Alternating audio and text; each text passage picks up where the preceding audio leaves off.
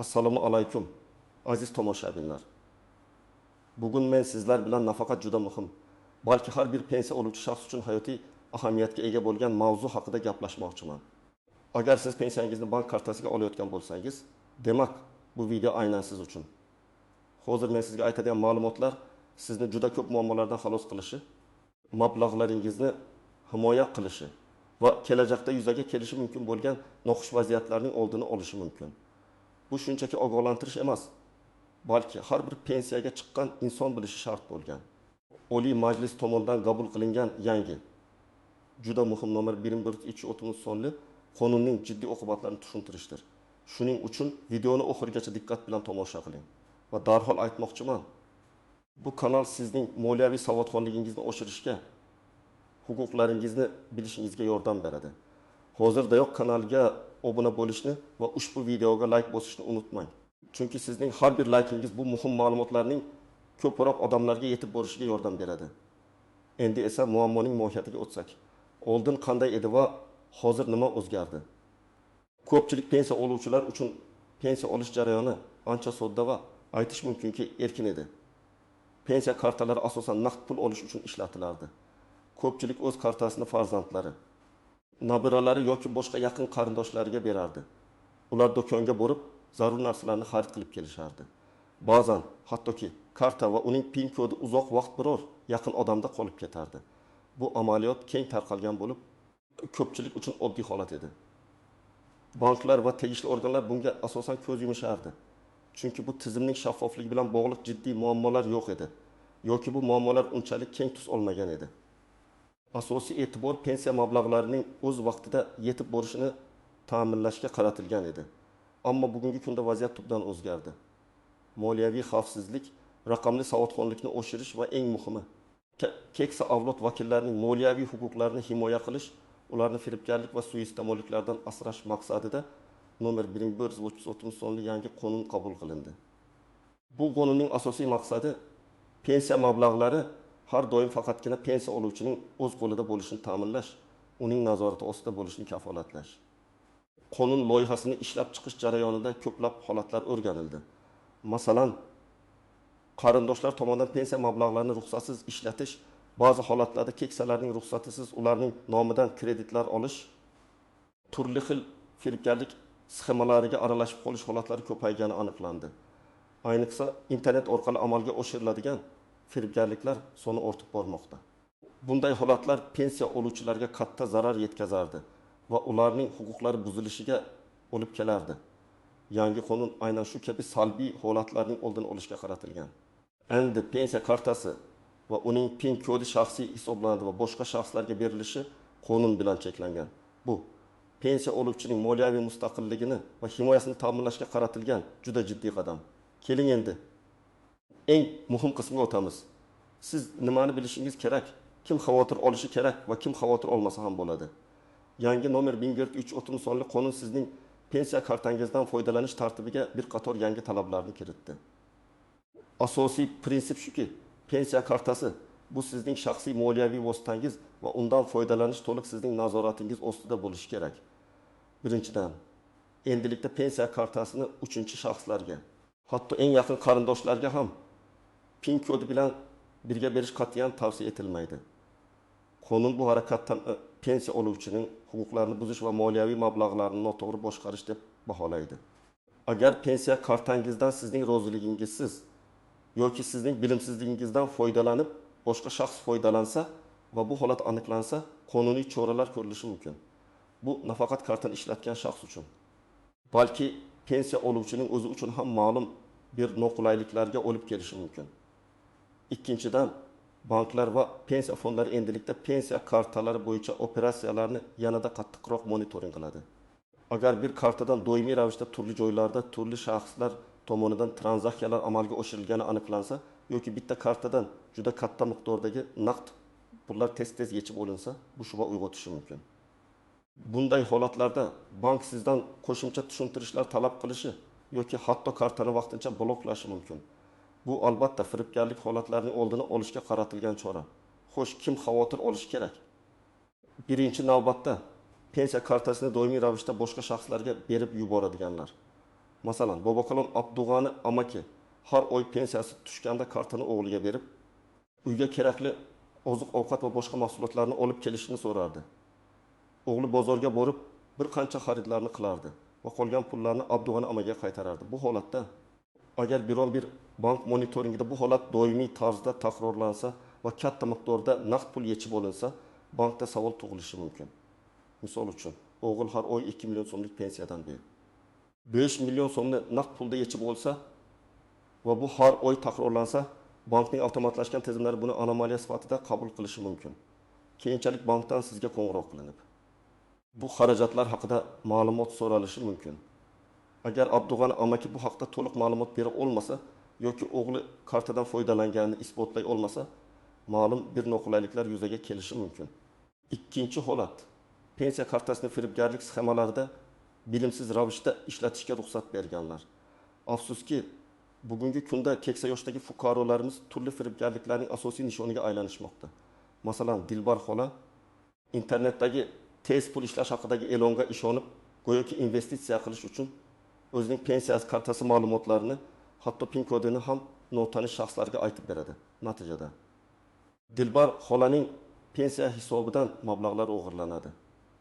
Eski qonunchilikda bu kabi holatlarda pulni qaytarish jarayoni ancha murakkab edi. Yangi qonun esa pensiya oluvchining xavfsizligini oshirishga qaratilgan bo'lib, bunday holatlarda tergov va tekshiruv ishlari yanada qattiq nazoratga olinadi. Agar siz o'z kartangiz va ma'lumotlaringizni himoya qila olmasangiz va buning oqibatida firibgarlik qurboniga aylansangiz, ayrim holatlarda qonun sizdan ham ma'lum bir mas'uliyatni talab qilishi mumkin. Shuning uchun hech qachon kartangiz ma'lumotlarini, ayniqsa pin kodini hech kimga bermang. Bank xodimlari ham, pensiya fondi xodimlari ham sizdan telefon orqali pin kod so'ramaydi. Uchinchi holat, bir necha pensiya kartasiga ega bo'lganlar yoki boshqa manbalardan doimiy ravishda pensiya kartasiga pul qabul qiluvchilar. Masalan, Gulnora opaning ikkita pensiya kartasi bor. Biri davlat pensiyasi uchun, ikkinchisi esa biror tashkilotdan qo'shimcha yordam puli uchun yoki jiyani chet eldan muntazam ravishda uning pensiya kartasiga pul o'tkazib turadi. Agar bu o'tkazmalar doimiy va katta miqdorda bo'lsa, bank bu tranzaksiyalarning maqsadini so'rab, qo'shimcha hujjatlar talab qilishi mumkin. Sababi, pensiya kartasi asosan pensiya mablag'lari uchun mo'ljallangan va boshqa manbalardan muntazam ravishda katta summalarni qabul qilish boshqa maqsadlar uchun ishlatilayotganini ko'rsatishi mumkin. Bu esa soliq va boshqa moliyaviy majburiyatlar bilan bog'liq muammolarni keltirib chiqarishi mumkin. Masalan, agar jiyan Gulnora opaga har oy 5 million so'mdan pul o'tkazsa, bu daromad sifatida qaralishi va tegishli soliqqa tortilishi mumkin. Banklar bu kabi operatsiyalarni hisobotlarda ko'rsatishga majbur. Xo'sh, kim xavotir olmasa ham bo'ladi. Agar siz pensiyangizni shaxsan o'zingiz olib, kartadan shaxsiy ehtiyojlaringiz uchun, masalan, do'konlarda xarid qilish, kommunal to'lovlarni amalga oshirish yoki bankomatdan naqd pul yechib olish uchun foydalanayotgan bo'lsangiz va bu operatsiyalar sizning o'zingiz tomonidan amalga oshirilayotgan bo'lsa, siz uchun hech qanday jiddiy muammo bo'lmaydi. Yangi qonun sizning ushbu turdagi operatsiyalaringizga hech qanday ta'sir ko'rsatmaydi. Aksincha, mablag'laringizni firibgarliklardan himoya qilishga yordam beradi. Masalan, Maftuna aya har oy pensiyasini olib, supermarketda o'zi xarid qiladi. Bozorga borib do'konlar orqali mahsulot oladi va mobil ilova orqali kommunal to'lovlarni amalga oshiradi. Uning barcha harakatlari shaxsiy va nazoratli. Bunday holatda Maftuna aya uchun hech qanday yangi cheklovlar yoki tekshiruvlar joriy etilmaydi. Aksincha, agar uning kartasi noto'g'ri qo'llanilganligi haqida shubha tug'ilsa, bank unga birinchi navbatda yordam berishga intiladi. Chunki u qonuniy foydalanuvchi hisoblanadi. Asosiy maqsad pensiya oluvchining moliyaviy xavfsizligini va nazoratini oshirishdir. Shuning uchun kartangiz va shaxsiy ma'lumotlaringizni himoya qilishga jiddiy e'tibor bering. Hech qachon bankdan kelgan qo'ng'iroqlarga javob berib, pin kod, karta raqami yoki boshqa maxfiy ma'lumotlarni aytmang. Banklar hech qachon bunday ma'lumot telefon orqali so'ramaydi. Shubhali xabarlarga ishongan holda havola ustiga bosmang. Agar sizda biron bir shubha tug'ilsa, darhol bankning ishonch telefoniga qo'ng'iroq qiling yoki bankning eng yaqin filialiga shaxsan boring. Bu sizning pulingiz va sizning xotirjamligingizdir. Endi esa ushbu qonunning istisno holatlari, e'tibordan chetda qolishi mumkin bo'lgan jihatlar va yashirin nuanslari haqida gaplashamiz. yangi qonun qattiq qoidalar o'rnatgan bo'lsa-da, hayotda har doim istisnolar va maxsus vaziyatlar bo'ladi. Birinchi istisno sog'lig'i tufayli o'zi bankka bora olmaydigan yoki kartadan foydalana olmaydigan pensiya oluvchilar. Ba'zi keksa yoshdagi fuqarolarimiz yotog'ida yotgan, surunkali kasalliklar bilan og'rigan yoki jismoniy imkoniyatlari cheklangan bo'lishi mumkin. Bunday holatlarda qonun ularning moliyaviy muammolarini hal qilishda yordam beruvchi shaxslarga ma'lum bir imkoniyatlar beradi. Agar pensiya oluvchi o'zi xaridlarni qila olmasa, to'lovlarni amalga oshira olmasa, u rasman ishonchnoma rasmiylashtirishi mumkin. Bu ishonchnoma notarial tartib tasdiqlangan bo'lishi shart. Unda kartadan foydalanish vakolatlari, pul mablag'larini olish va boshqa moliyaviy operatsiyalarni amalga oshirish huquqlari aniq ko'rsatiladi. Bu ishonchnoma bilan yaqin qarindosh, masalan, farzandi yoki nabirasi bankka borib, pensiya oluvchi nomidan naqd pul olishi yoki boshqa bank operatsiyalarini amalga oshirishi mumkin. Bu holatda bank monitoringi bunday operatsiyalarni qonuniy deb hisoblaydi, chunki rasmiy hujjat mavjud. Misol uchun, Murod ota insultdan keyin to'shaqda yotib qoladi va o'zi bankomatga bora olmaydi. U o'zining qiziga bank operatsiyalarini amalga oshirish uchun notariat tasdiqlangan ishonchnoma beradi. Qizi bu ishonchnoma bilan bankka borib, otasining pensiya kartasidan naqd pul yechib olishi, kommunal to'lovlarni amalga oshirishi mumkin. Bu harakatlar qonuniy hisoblanadi va hech qanday muammoga sabab bo'lmaydi. Muhimi, ishonchnoma muddatini va unda berilgan vakolatlarni diqqat bilan o'qib chiqish kerak. Ikkinchi nuanja oilaviy yoki qo'shma hisob raqamlari.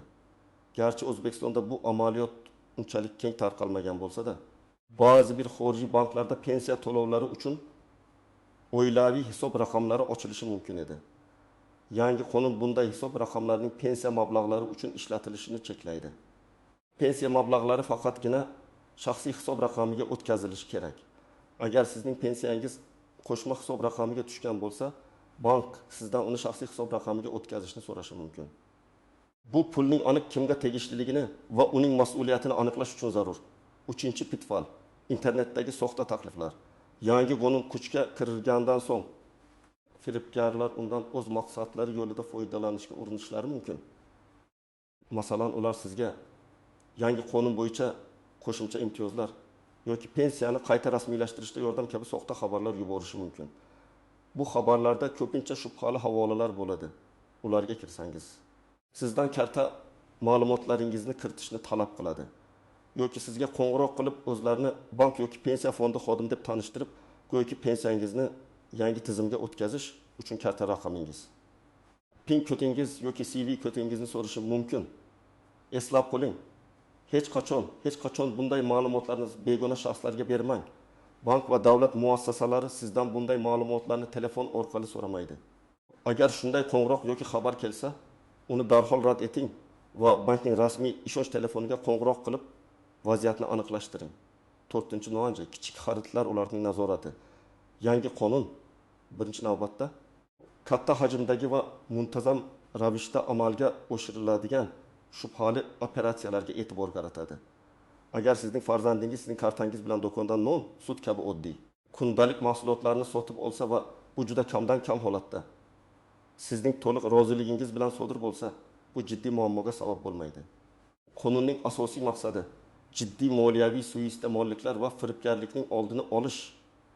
Lekin shunday bo'lsa ham eng yaxshi yo'l har doim kartadan faqat o'zingiz foydalanishingizdir. Agar o'zingiz xarid qila olmasangiz, yuqorida aytilgandek, ishonchnoma rasmiylashtirish yo'lidan borish eng xavfsiz va qonuniy yo'l hisoblanadi. Yoki agar imkon bo'lsa, farzandingizga o'zingiz naqd pul berishingiz yoki uning hisobiga pul o'tkazib berishingiz yaxshiroq. Unutmangki, bu qonun sizni cheklash uchun emas, balki sizning manfaatlaringizni himoya qilish uchun qabul qilingan. Moliyaviy savodxonlikni oshirish va ehtiyotkorlik bilan harakat qilish bu yangi qonun doirasida sizning eng yaxshi himoyangizdir. Endi esa ushbu yangi qonun doirasida siz nima qilishingiz kerakligi haqida amaliy maslahatlarga o'tamiz. Bu bosqichlar juda muhim. Shuning uchun diqqat bilan tinglang va barchasini eslab qoling. Birinchi qadam: pensiya kartangizni o'zingizda saqlang va PIN kodingizni hech kimga bermang. Bu eng asosiy va muhim qadam. Pensiya kartangizni shaxsiy hujjatlaringiz kabi himoya qiling. PIN kodingizni yodlang va uni hech qayerga yozib qo'ymang. Agar Yodlash qiyin bo'lsa, xavfsiz joyda saqlang, lekin karta bilan birga bo'lmasin. Agar sizda karta boshqa shaxsda bo'lsa, darhol uni qaytarib oling. O'g'lingizmi, qizingizmi, nabirangizmi farqi yo'q. Bu sizning moliyaviy xavfsizligingizga kafolatdir. Ikkinchi qadam. Pensiya kartangiz operatsiyalarini muntazam nazorat qiling. Aksariyat banklar mobil ilovalar orqali karta hisobini nazorat qilish imkoniyatini beradi. Agar sizda smartfon bo'lsa va undan foydalana olsangiz, bankning mobil ilovasini yuklab oling va kartangiz harakatlarini doimiy ravishda kuzatib boring. Agar siz mobil ilovalardan foydalana olmasangiz, bankning SMS xabarnoma xizmatini yo'qing. Bu sizga har bir xarid yoki naqd pul yechishda SMS orqali xabar kelishini ta'minlaydi. Agar sizda SMS xabarnoma xizmati yo'q bo'lsa, har oyda bankka borib, karta hisobingizdan ko'chirma VPSga oling. Unda barcha tranzaksiyalar ko'rsatiladi. Bu sizga noma'lum operatsiyalar bor yo'qligini aniqlashga yordam beradi. Har oyda bir marta bankomatdan chek olish ham yordam berishi mumkin. Unda so'nggi bir nechta operatsiya ko'rsatiladi. Uchinchi qadam. Agar siz o'zingiz kartadan foydalana olmasangiz, rasmiy ishonchnoma rasmiylashtiring. Yuqorida aytganimdek, agar sizning sog'lig'ingiz yoki boshqa sabablarga ko'ra o'zingiz kartadan foydalana olmasangiz, yaqin qarindoshingizga notarial tasdiqlangan ishonchnoma bering. Qayerga borish kerak? Davlat notarial idorasiga borishingiz kerak. Qanday hujjatlar kerak? Sizning pasportingiz yoki ID kartangiz, pensiya guvohnomangiz, ishonchnoma berilayotgan shaxsning pasporti yoki ID kartasi. Ba'zi holatlarda bank karta raqami ham talab qilinishi mumkin. Nima yozish kerak? Notarius sizning xohishingizni inobatga olgan holda tegishli ishonchnoma matnini tayyorlaydi. Unda pensiya kartasidan foydalanish, pul mablag'larini olish, to'lovlarni amalga oshirish kabi aniq vakolatlar ko'rsatiladi. Bu ishonchnoma sizning va yaqinlaringizning huquqlarini himoya qiladi va qonuniy asos yaratadi. 4-qadam. Shubhali qo'ng'iroqlar va xabarlarga e'tibor bermang. Banklar, pensiya fondi xodimlari hech qachon telefon orqali sizdan PIN kod, kartaning orqa tomonidagi 3 ta raqam kabi maxfiy ma'lumotlarni so'ramaydi. Agar bunday qo'ng'iroq kelsa, darhol aloqani uzing va bankning rasmiy ishonch telefoniga qo'ng'iroq qilib, vaziyatni tushuntiring. Shuningdek, SMS orqali keladigan shubhali havolalarga bosmang. Ular sizning ma'lumotlaringizni o'g'irlash uchun yaratilgan bo'lishi mumkin. Misol uchun, sizga pensiyangizga 500 ming so'm bonus beriladi. Uni olish uchun havolaga o'ting va karta ma'lumotlaringizni kiriting degan xabar kelishi mumkin. Bu firibgarlikdir. Darhol o'chiring. 5-qadam. Agar sizning kartangizdan ruxsatsiz pul yechib olinganini sezsangiz, darhol harakat qiling. Birinchidan, bankning ishonch telefoniga qo'ng'iroq qilib, kartangizni blokirovka qildiring. Ikkinchidan, bankka shaxsan borib, arizangizni yozing. Arizangizda qachon, qanday miqdorda va qanday operatsiya sizning roziligingizsiz amalga oshirilgani batafsil yozing. Arizaning bir nusxasini o'zingizda saqlab qoling. 3-dan, bank tomonidan berilgan har qanday hujjatni saqlab qo'ying. Bu holatda huquq tartibot idoralariga murojaat qilish ham to'g'ri bo'ladi, chunki bu o'g'rilik hisoblanadi. 6-qadam. Raqamli savodxonligingizni oshiring. Farzandlaringizdan, nabiralaringizdan mobil ilovalardan foydalanishni, internet xavfsizligi qoidalarini o'rgatishlarini so'rang. Bu sizga o'zingizning moliyangizni samaraliroq boshqarishga va firibgarliklardan himoyalanishga yordam beradi. Hozirgi zamonda har qanday yoshda yangi narsalarni o'rganish juda foydalidir. Aziz do'stlar, shunday qilib, bugungi videoda men sizga nomer 4-o'tmish sonli yangi qonunning pensiya oluvchilar uchun qanday o'zgarishlar olib kelgani haqida batafsil ma'lumot berishga harakat qildim. Eng muhim xulosani takrorlamoqchiman. Pensiya kartangiz bu shaxsiy moliyaviy vositangiz va uni faqatgina sizning o'zingiz nazorat qilishingiz kerak. Bu qonun sizni cheklash uchun emas, balki sizni har xil moliyaviy xavflardan, firibgarliklardan va suiiste'molliklardan himoya qilish uchun qabul qilingan. Sizning moliyaviy xavfsizligingiz bu eng ustuvor masala. Umid qilamanki, bu ma'lumotlar siz uchun foydali bo'ldi. Agar sizda savollar, takliflar yoki shu mavzu bo'yicha o'z tajribangiz bo'lsa, iltimos videoning ostidagi izohlarda yozib qoldiring. Sizning har bir fikringiz biz uchun juda muhim, boshqa tomoshabinlar uchun ham foydali bo'lishi mumkin. Videoga like bosishni va kanalga obuna bo'lishni unutmang. Chunki bu muhim ma'lumotlarning yanada ko'proq odamlarga yetib borishiga yordam beradi. O'zingizni va moliyangizni himoya qiling. Keyingi videolarda ko'rishguncha